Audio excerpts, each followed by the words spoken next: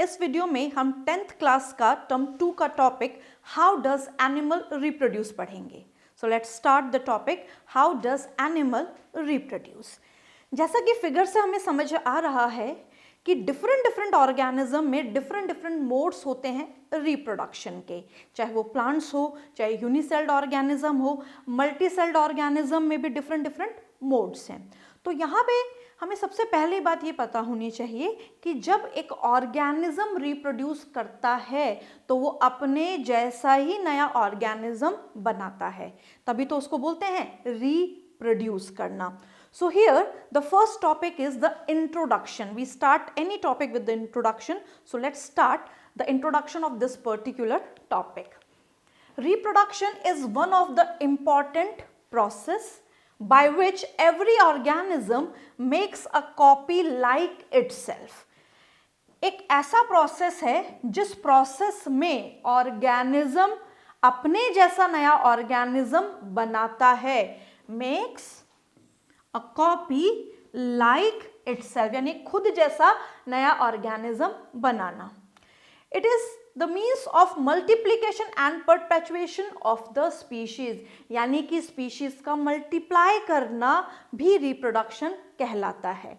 अब अगर हम इसको सरल भाषा में बोलें तो हम ये बोल सकते हैं कि रिप्रोडक्शन एक वो प्रोसेस है जिसमें एक ऑर्गेनिज्म अपने जैसे डॉटर ऑर्गेनिज्म बनाता है। यहाँ पे डॉटर वर्ड इसलिए स्पेसिफाई करते हैं कि यहाँ पे ये बायोलॉजिकल या साइंटिफिक लैंग्वेज है, हम इनको डॉटर ऑर्गेनिजम्स बोल सकते हैं, ऑफस्प्रिंग्स भी बोल सकते हैं। जैसे a cat give birth to kittens and the dog give birth to puppies and human beings give birth to babies. तो इसी तरीके से रिप्रोडक्शन चलता रहता है और ऑर्गेनिज्म की जो पॉपुलेशन है वो साल दर साल मेंटेन रहती है। बट यहाँ पे इंपॉर्टेंट बात क्या है रिप्रोडक्शन की, सबसे पहले हम उस बात को पढ़ेंगे। जब एक ऑर्गेनिज्म रिप्रोड्यूस करता है तो लेवल्स उसके होंगे, या तो सिस्टम लेवल पे करेगा या अगर ऑर्गेनिज्म यूनिसेल्ड है तो सेल्यूलर लेवल पे रिप्रोड्यूस करेगा। जैसे मान लीजिए एक अमीबा है, तो अमीबा एक यूनिसेल्ड ऑर्गेनिज्म है। जब वो डिवाइड होता है तो अपने जैसे दो नए ऑर्गेनिज्म बना लेता है। जो नए ऑर्गेनिजम्स बनते हैं वो बिल्कुल अमीबा यानी कि पेरेंट अमीबा के जैसे ही दिखाई देते हैं। बट अगर हम ह्यूमन बींग्स की बात करें तो ह्यूमन बींग्स में जब डॉटर या सन जनरेशन आती है तो वो अपने पेरेंट्स से 100% सिमिलर हो ऐसा बिल्कुल भी ज़रूरी नहीं है। रीजंस क्या है? उसका रीज़न है डीएनए। क्योंकि हमारी बॉडी में हर सेल में डीएनए मौजूद है तो नेचुरली रिप्रोडक्टिव सेल्स यानी कि स्पर्म और ओवम में भी डीएनए मौजूद होगा। स्पर्म एंड ओवम क्या है? गैमीट्स हैं। बट गैमीट्स के अलावा भी हमारी बॉडी में सेल्स होती हैं जिनको हम कहते हैं नॉर्मल सेल। तो हमें जो याद रखना है वो ये रखना है कि रिप्रोड्यूस करना हर सेल का काम है, यानी कि बॉडी की जो भी सेल हैं वो अपने तरीके से मल्टीप्लाई करती हैं, रिप्रोड्यूस करती हैं। तो सबसे पहले हम सेल्यूलर लेवल पे रिप्रोडक्शन पढ़ेंगे डीएनए की सहायता से। So here do organism create carbon copies of themselves? क्या ऑर्गेनिज्म अपनी जैसी कार्बन कॉपी बनाते हैं, जेरोक्स कॉपी बनाते हैं? तो यहाँ पे सबसे इंपॉर्टेंट बात है DNA. DNA is the blueprint of life. DNA क्या है? ब्लूप्रिंट ऑफ लाइफ है। ये 1 मार्क के क्वेश्चन में आता है। जब 1 नंबर का क्वेश्चन आता है तो उसमें पूछा जाता है why DNA is important. DNA important क्यों है? तो यहाँ पे आंसर इसका जाएगा DNA is important because it is blueprint of life. अब क्वेश्चन ये आ जाता है why DNA is blueprint of life. DNA life का ब्लूप्रिंट क्यों है? तो उसका आंसर होगा it stores all the information about the body design. DNA के अंदर हमारी बॉडी की डिजाइन की हर इंफॉर्मेशन बंद है। Building and running of the cellular machinery and functioning of the individual. तो सिंपल सा कहने का मतलब है कि हमारे बॉडी के डीएनए में सारी इंफॉर्मेशन है। अगर बॉडी से एक सेल से डीएनए निकाला जाए और उसकी स्टडी की जाए तो हमारी पूरी बॉडी की इंफॉर्मेशन एक सिंगल सेल का डीएनए दे देगा, क्योंकि उसके अंदर सारी इंफॉर्मेशन बंद है। तो इसीलिए डीएनए को क्या बोला जाता है, ब्लूप्रिंट ऑफ लाइफ बोला जाता है। अब क्वेश्चन ये है कि डीएनए इंपॉर्टेंट क्यों है, क्योंकि ये ब्लूप्रिंट है। अब यहाँ पे डीएनए से जो इंफॉर्मेशन एक सेल से दूसरी सेल में जाती है वो किस तरीके से जाती है। मान लीजिए कोई एक सेल है, इस सेल में डीएनए प्रेजेंट है। अब सबसे पहले हमें ये पता होना चाहिए कि सेल में डीएनए किस फॉर्म में प्रेजेंट होता है। ये सेल है, सेल में क्रोमोसोम्स हैं। जब एक क्रोमोसोम्स को हम एक्सट्रैक्ट करते हैं तो एक सिंगल क्रोमोसोम यहाँ दिखाया गया है। अब यहाँ पे जब हम क्रोमोसोम को स्टडी करते हैं तो हमें दिखाई देता है डीएनए, यानी कि क्रोमोसोम किससे बना हुआ है, डीएनए से बना हुआ है। तो याद रखना कि हमारी बॉडी की हर सेल में डीएनए प्रेजेंट है। अब जब एक सेल डिवाइड होती है तो सबसे पहले क्या होता है, सबसे पहले उसका डीएनए इंटरनली डिवाइड होके अपनी कॉपीज बना लेता है। ये डीएनए ने अपनी कॉपीज बना ली। अब जब डीएनए ने अपनी कॉपी बनाई तो डीएनए को हम क्या बोलेंगे, डीएनए का कॉपी होना, डीएनए का रेप्लिकेशन होना, डीएनए का मल्टीप्लिकेशन होना। यानी कि डीएनए ने अपनी कॉपी बनाई, डीएनए मल्टीप्लाई कर गया और मल्टीप्लाई करने का दूसरा नाम है रेप्लिकेशन। अब यहाँ पे जब ये सेल डिवाइड होगी तो दोनों सेल्स में यानी कि 2 डॉटर सेल्स बनेंगी और दोनों डॉटर सेल में एक एक कॉपी डीएनए की आ जाएगी। दोनों सेल में क्या आ जाएगी, एक एक कॉपी डीएनए की आ जाएगी। ये क्या समझाता है, ये चीज ये समझाती है कि जैसा डीएनए पेरेंट का था वैसा डीएनए डॉटर सेल का आया। इसको हम बोल सकते हैं पेरेंट सेल और इनको हम बोल सकते हैं डॉटर सेल्स।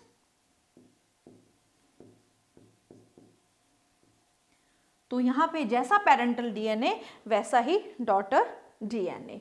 तो यहाँ पे सबसे इंपॉर्टेंट बात क्या हो गई, डीएनए का रेप्लिकेट होना। मान लीजिए ये सेल डिवाइड कर जाती और इसमें डीएनए नहीं आता तो इसका सर्वाइवल भी नहीं होता, ये सेल खत्म हो जाती थोड़े दिन बाद। क्यों हो जाती, क्योंकि जो डीएनए है इसका ये पूरी बॉडी को कोऑर्डिनेट भी कर रहा है, कंट्रोल भी कर रहा है। तो यहाँ पे सबसे इंपॉर्टेंट बात है कि डीएनए क्या है, ब्लूप्रिंट है।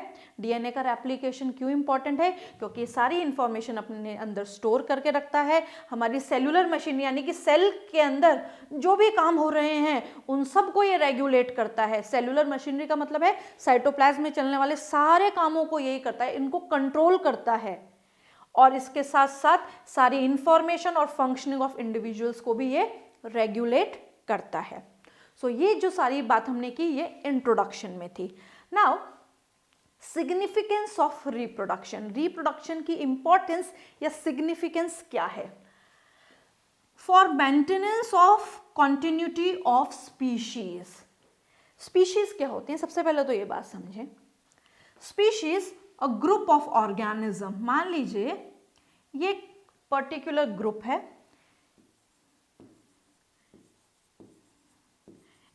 इनमें ये ऑर्गेनिजम्स हैं। तो ये जो ऑर्गेनिजम्स हैं ये रिप्रोड्यूस करने के कैपेबल हैं। तो स्पीशीज की डेफिनेशन क्या है, group of organisms which are capable of interbreeding. Interbreed करना यानी कि रिप्रोड्यूस करने की एबिलिटी रखना, वो कहलाता है स्पीशीज। अब यहाँ पे जब हम स्पीशीज को डिफाइन करते हैं तो वहाँ पे ये जो स्पीशीज है वो लिंक करती है रिप्रोडक्शन से। क्यों करती है, अगर ग्रुप में रिप्रोडक्शन नहीं होगा तो स्पीशीज की कॉन्टिन्यूटी साल दर साल आगे नहीं बढ़ पाएगी। जैसे हम बात करते हैं इरिशियो कोलाई बैक्टीरिया, या हम बात करते हैं हमारी खुद की, तो जो ह्यूमन पॉपुलेशन है वो सदियों से चली आ रही है। क्यों चली आ रही है, क्योंकि पॉपुलेशन साइज मेंटेन्ड है। पॉपुलेशन साइज क्यों मेंटेन्ड है, क्योंकि स्पीशीज जो है वो रिप्रोड्यूसिंग है। उसी तरीके से जो बैक्टीरिया है, इरिशियो कोलाई बैक्टीरिया बिल्कुल खत्म नहीं हुआ, एक्सटिंक्ट नहीं हुआ, वो धरती पे अभी भी एग्जिस्ट करता है। रीजन बीइंग क्या है, जो बैक्टीरियाज हैं वो रिप्रोड्यूस करते हैं और वो अपनी पॉपुलेशन को मेंटेन करते हैं। So here for maintenance of continuity of species generation after generation, यानी कि जनरेशन आफ्टर जनरेशन का मतलब है जनरेशन जितनी भी आती जाए स्पीशीज अपने आप को मेंटेन करती हैं और कारण है reproduction. For adding variation for evolution, very important line, for adding variation for evolution, यानी कि रिप्रोडक्शन इवोल्यूशन में भी सहायक है। आपने लास्ट ईयर डाइवर्सिटी के बारे में पढ़ा और वहाँ पे आपने पढ़े मुनेरा, प्रोटिस्टा, फंगी, प्लांटे, एनिमेलिया, बहुत सारे आपने ऑर्गेनिज्म को स्टडी किया। वहाँ पे जब ऑर्गेनिजम्स को हम स्टडी करते हैं तो हमें एक बात पता होनी चाहिए कि एक ऑर्गेनिज्म से ही दूसरा ऑर्गेनिज्म बना है, बट 100% वो सिमिलर नहीं है, वो डिसिमिलैरिटी शो करता है। तो डिसिमिलैरिटी कब आती है? मान लीजिए एक एरिया है और इस एरिया में बैक्टीरियल पॉपुलेशन सर्वाइव कर रही है, टेम्परेट रीजन है, ठंडा इलाका है, और इस ठंडे इलाके में बैक्टीरिया सर्वाइव कर रहे हैं, रह रहे हैं, और सडनली एकदम से टेम्परेचर चेंज हो जाता है, और टेम्परेचर चेंज होने की वजह से, यानी कि ठंडे से जो टेम्परेचर है वो गर्म हो गया। अब जब टेम्परेचर गर्म हुआ तो इन बैक्टीरियाज की जो लाइफ है वो मुश्किल में आ जाएगी, क्योंकि इनकी जो एडेप्टेशन है वो ठंडे एरिया में रहने की है। अब जो टेम्परेचर है वो क्या है, वो राइज हुआ, और जब राइज हुआ टेम्परेचर तो गर्मी हुई, और गर्मी की वजह से क्या हुआ, इन बैक्टीरियाज का सर्वाइवल मुश्किल में आ गया, और मुश्किल में आते ही यहाँ पे बहुत सारे बैक्टीरिया मर गए, दे विल डाई। तो यहाँ पे ये बैक्टीरियल पॉपुलेशन, कुछ बैक्टीरियल पॉपुलेशन खत्म हो गई। अब यहाँ पे कुछ जिंदा रह गए। अब जो जिंदा रह गए वो किस कारण से रहे, वो इस क्लाइमेटिक चेंज को या टेम्परेचर चेंज को अडेप्ट कर गए, सह गए, और इनमें एडेप्टेशन आ गई। और जैसे ही इनमें एडेप्टेशन आई तो इन्होंने क्या किया, नई पॉपुलेशन राइज की। कैसे राइज करते हैं? मान लीजिए बैक्टीरियल पॉपुलेशन थी, अब जैसे ही टेम्परेचर वेरिएशन आया तो इनके डीएनए में भी वेरिएशन आएगा, और जैसे ही डीएनए में वेरिएशन आया तो ये अब पुरानी पॉपुलेशन नहीं कहलाएगी, it become a new population. इसको हम नई स्पीशीज बोलेंगे, नई पॉपुलेशन बोलेंगे। पॉपुलेशन बाद में बोलेंगे, पहले स्पीशीज बोलेंगे, क्योंकि यहाँ पे ये जो बैक्टीरिया है ये अब रिप्रोड्यूस करेगा और अपनी जैसे पॉपुलेशन बनाएगा, और ये जो पुराने हैं ये उससे अलग हो गए, यानी कि यहाँ पे बनी न्यू ऑर्गेनिज्म या न्यू स्पीशीज, और किससे बनी? प्री एग्जिस्टिंग से, प्री एग्जिस्टिंग से, यानी कि the process of formation of new species from pre existing species is known as evolution. इसको भी हम इवोल्यूशन कहते हैं, और ये आप इवोल्यूशन टॉपिक में पढ़ेंगे भी। The third is for maintenance of population size. अब जब रिप्रोडक्शन होता है तो यहाँ पे क्या होता है, स्पीशीज रिप्रोड्यूस करेंगी और पॉपुलेशन में एक नया मेंबर ऐड होता जाएगा। तो जब नया मेंबर ऐड होता जाएगा तो पॉपुलेशन साइज बढ़ती रहेगी। ऐसा नहीं है कि पॉपुलेशन में ऑर्गेनिज्म मरेंगे नहीं, वो मर जाएंगे, जैसे जैसे उनकी एजिंग होगी, वो बूढ़े होंगे तो वो मर भी जाएंगे, बट नए ऑर्गेनिज्म डेवलप होते जाएंगे, पैदा होते जाएंगे, तो पॉपुलेशन साइज मेंटेन रहेगी। तो यहाँ पे रिप्रोडक्शन का सिग्निफिकेंस क्या है? For maintenance of continuity of species, यानी कि साल दर साल, जनरेशन से जनरेशन स्पीशीज की मेंटेनेंस करना, पॉपुलेशन की। वेरिएशन फॉर इवोल्यूशन करना, यानी कि यहाँ पे क्या हुआ, वेरिएशन हुआ। वेरिएशन किस में हुआ? यहाँ पे वेरिएशन हुआ डीएनए में, और याद रखना जब डीएनए में वेरिएशन होता है एरर आ जाता है, इसको डीएनए एरर भी बोलते हैं, एनसीईआरटी ने लिखा हुआ है, error in DNA leads to variation. Exactly NCERT की लाइन है कि जब भी डीएनए में बदलाव आता है तो नई स्पीशीज या नई पॉपुलेशन बनती है। तो यहाँ पे भी यही हुआ, और जब नई स्पीशीज बनती है तो उसको इवोल्यूशन कहते हैं। And third is maintenance of population size. So this is significance of reproduction. अब जो रिप्रोडक्शन है वो दो टाइप का है, सेक्सुअल एंड एसेक्सुअल रिप्रोडक्शन। तो सबसे पहले हम बात करेंगे एसेक्सुअल रिप्रोडक्शन की, बट यहाँ पे मैं आपको कंपैरेटिव पढ़ाऊंगी, दोनों की सिमिलैरिटी और दोनों की डिसिमिलैरिटी साथ में बताऊंगी, क्योंकि ये दोनों टॉपिक्स ही हम डिटेल में पढ़ेंगे। तो इस चैप्टर में सबसे पहले हम पढ़ेंगे एसेक्सुअल रिप्रोडक्शन के बारे में, फिर हम पढ़ेंगे सेक्सुअल रिप्रोडक्शन के बारे में। तो सबसे पहले एसेक्सुअल रिप्रोडक्शन और सेक्सुअल रिप्रोडक्शन में सबसे पहला और बेसिक डिफरेंस क्या है? एसेक्सुअल रिप्रोडक्शन यूनिपेरेंटल प्रोसेस है। यूनिपेरेंटल का मतलब है कि यहां पे केवल एक ही पेरेंट रिक्वायर्ड है, only one parent is required in asexual reproduction. जब हम सेक्सुअल रिप्रोडक्शन की बात करते हैं तो it is biparental process. Biparental process का मतलब है यहां पे दो पेरेंट्स रिक्वायर्ड हैं, क्योंकि ये दो पेरेंट्स दो अलग अलग टाइप के गैमीट्स बनाते हैं, तो यहां पे सेक्सुअल रिप्रोडक्शन में there is a need of two parents, one is male and one is female. ये तो हो गया पेरेंट के हिसाब से इनका डिफरेंस। अब जब इनके और डिफरेंसेस की हम बात करते हैं तो सबसे मेन जो डिफरेंस है वो ये है कि जब हम एसेक्सुअल रिप्रोडक्शन की बात करते हैं तो एसेक्सुअल रिप्रोडक्शन में जब एक ऑर्गेनिज्म डिवाइड होके अपने जैसे नए ऑर्गेनिज्म बनाता है, ये तो हो गए पेरेंट्स और ये हो गई ऑफस्प्रिंग्स। तो जब पेरेंट से ऑफस्प्रिंग्स बनती हैं तो ऑफस्प्रिंग्स या डॉटर जनरेशन बिल्कुल पेरेंट के जैसी ही दिखाई देती हैं। तो हम क्या बोल सकते हैं? इन एसेक्सुअल रिप्रोडक्शन द ऑफस्प्रिंग्स और the daughter generation is identical और क्लोन ऑफ द पेरेंट, यानी कि वो अपने पेरेंट के आइडेंटिकल हैं या अपने पेरेंट की क्लोन कॉपीज हैं। बट सेक्सुअल रिप्रोडक्शन में ऐसा नहीं होता। सेक्सुअल रिप्रोडक्शन में रिजेम्बलेंस नहीं होती, यहां पे रिजेम्बलेंस होती है।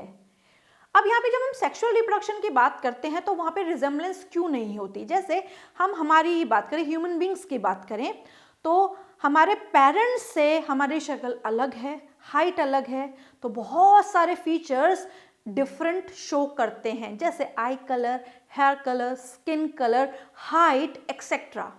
तो ये सब क्या है? वेरिएशन है। यानी कि जो सेक्सुअली रिप्रोड्यूसिंग स्पीशीज हैं वो क्या शो करती हैं? वेरिएशन शो करती हैं। Asexually reproducing species variation show नहीं करती हैं। वेरिएशन शो क्यों नहीं करती हैं? क्योंकि जो ऑफस्प्रिंग्स हैं वो बिल्कुल पेरेंट के आइडेंटिकल है, बिल्कुल पेरेंट जैसी ही दिखाई देती हैं, क्लोन कॉपीज हैं।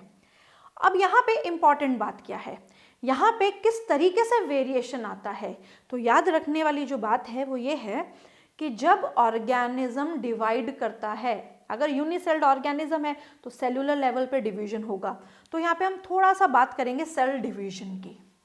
एक स्लाइट इंट्रोडक्शन जो है आपके यहाँ पे सेल डिवीजन से रिलेटेड है, वो आपको अगर समझ में आएगा तो आगे के जितने भी टॉपिक्स हैं वो स्टेप बाय स्टेप क्लियर होते जाएंगे। तो जब हम यहाँ पे डिवीजन की बात करते हैं,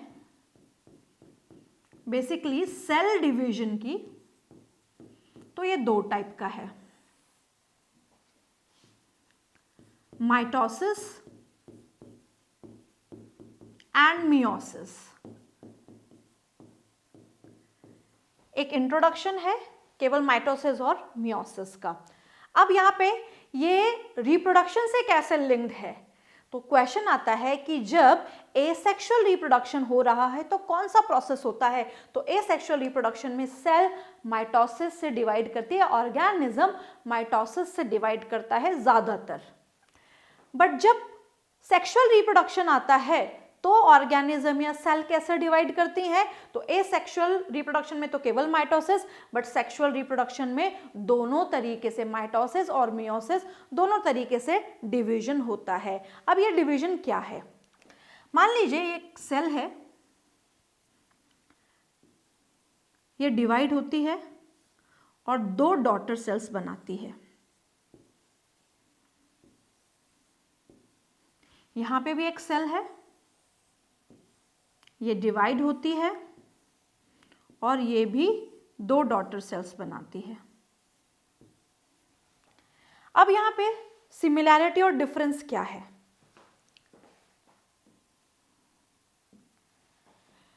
माइटोसिस में जब माइटोसिस से जब सेल डिवाइड करती है तो नंबर ऑफ क्रोमोसोम सेम रहता है। मान लीजिए अगर पेरेंट सेल में 46 क्रोमोसोम है तो डॉटर में भी कितने होंगे? 46। दोनों डॉटर्स में कितने क्रोमोसोम होंगे? 46। यानी कि number of chromosome will remain the same, there is no change in the chromosome number. So this kind of division is mitosis. But when the cell divide by meiosis, जब cell meiosis से divide करती है तो chromosome number आधे हो जाते हैं. यानी कि अगर पेरेंट सेल में क्रोमोसोम नंबर 46 है तो डॉटर्स में कितना होगा? Half, 23 and 23. This kind of division is known as reductional division. इसको हम रिडक्शनल डिवीजन भी बोलते हैं, यानी कि रिड्यूस होना क्रोमोसोम नंबर का. अब एक और इम्पॉर्टेंट बात, जब मियोसिस की बात आएगी तो मियोसिस से डिवाइड कौन होंगी? यानी कि मियोसिस से बनने वाली सेल कौन सी होंगी? Sperm and ovum. और स्पर्म और ओवम को हम यूजुअली क्या बोलते हैं? गैमीट्स. तो ध्यान रखना कि गैमीट्स का फॉर्मेशन किससे होता है? मियोसिस से होता है. गैमीट्स का फॉर्मेशन किससे होता है? मियोसिस से. तो हमारी बॉडी में जितनी भी सेल्स हैं एक्सेप्ट गैमीट्स वो माइटोसिस से डिवाइड करती हैं, बट जो गैमीट्स हैं वो मियोसिस से डिवाइड होते हैं. तो ये बात हुई रिलेटेड टू रिप्रोडक्शन. तो रिप्रोडक्शन में अगर एसेक्सुअल रिप्रोडक्शन है तो डिवीजन माइटोसिस होगा, अगर सेक्सुअल डिवीजन है तो माइटोसिस और मियोसिस दोनों से होगा. So this is all about the introduction as well as the introduction of the sexual and the asexual reproduction. In next video we will discuss about the different types of asexual reproduction.